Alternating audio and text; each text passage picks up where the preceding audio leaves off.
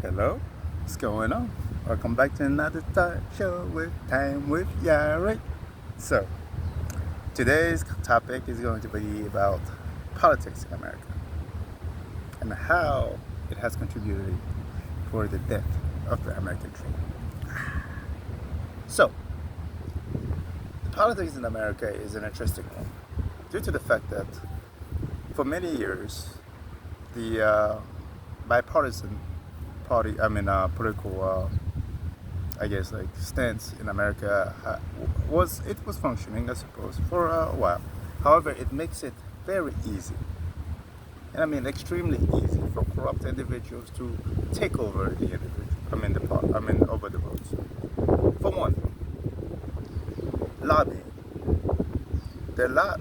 So technically, lobbying is whenever big companies want something done, that would benefit them. So they pretty much find big hitters in the political field and donate the shit ton of money towards their campaign and all that stuff, blah blah blah blah blah, and in the promise that you know that individual once in office, not just presidential, we're talking about every level of government, right? So once in office, these individuals would pass something that will benefit big companies as opposed to the American people. Even if it's going to hurt American people, the fact that they made a donation, that's good enough. And so, lobbying became an issue. But not just that as time went on, individual money were technically the only ones who were able to run for office. So if you have big donors, well, guess what?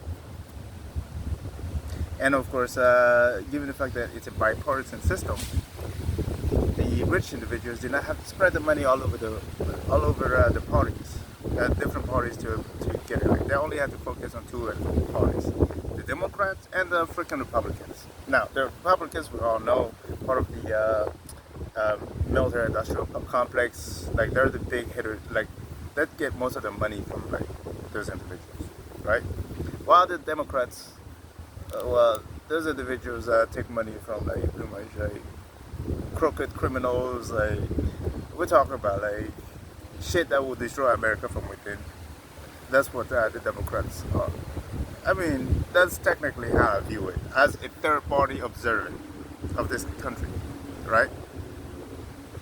Democrats focuses on what's gonna fuck up the internal fucking country, while Republicans invest in individuals who goes out there and fuck up the internal, like the other countries, Yet some of their investment, in guns and all this stuff, does sometimes fuck up like a group of individuals within the country. But like those individuals only care about what they're going to get from other countries, pirate style, right?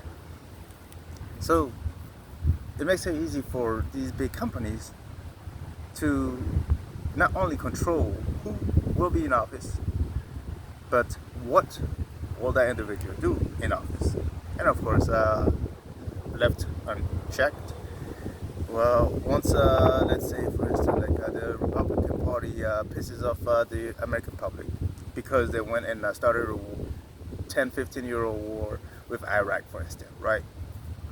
The investors can simply be like, all right, well, how about we chill out with Iraq and Afghanistan and turn around and give some money to the individuals who pretty much are in bed with dark, I guess, cartels and other stuff, but like they will shift the pivot to different alliances.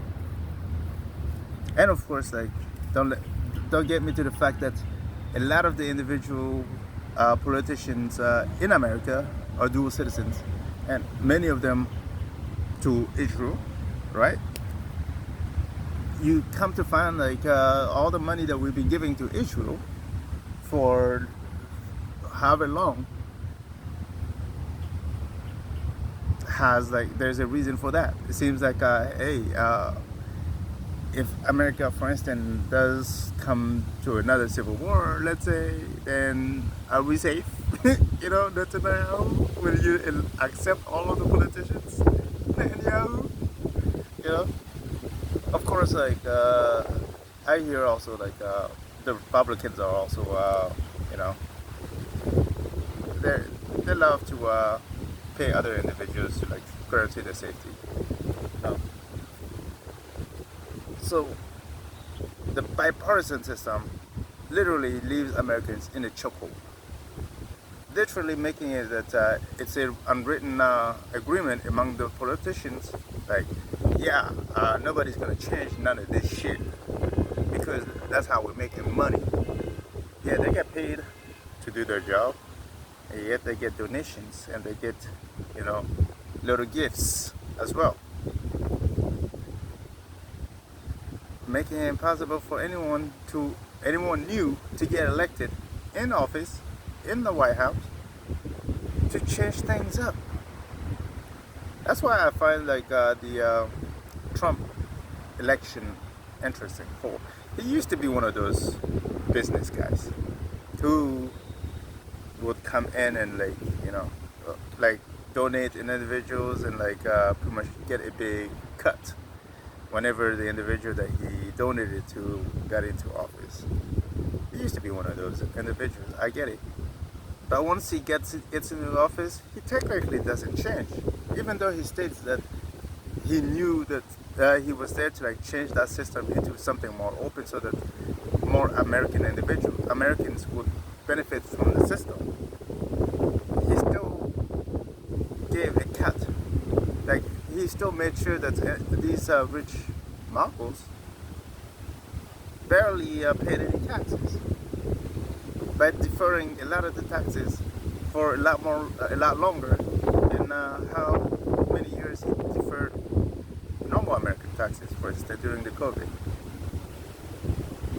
or opening the bank's purse or the printing press and not making sure that the money actually went into important infrastructures, like making sure the COVID was the COVID-19, for instance, was, how do I put it, taken care of. Yet many bankers and manufacturers, pharmacists, and all those individuals were sitting pretty on printed money. You know what I mean? So to me, it just seems like it's impossible for the American system to change. And of course, with individuals not be able to vote to change their situation, life will keep going as in a trajectory that it has been already, which is down. The way of life in America has just been interesting, to say the least. But more and more individuals are not happy at the political system, at how Americans live, at the cost of living. I mean, it's just been kind of sad to watch for someone who wasn't born in this country. I definitely am surprised that it has gone on for this long. But even the fact that barely anybody wants to make a change, they simply want to sit there and blame the other party, as opposed to realizing that both parties are the issues, and that a new way of thinking, a new way of seeing things needs to be introduced into the system. No, they're perfectly content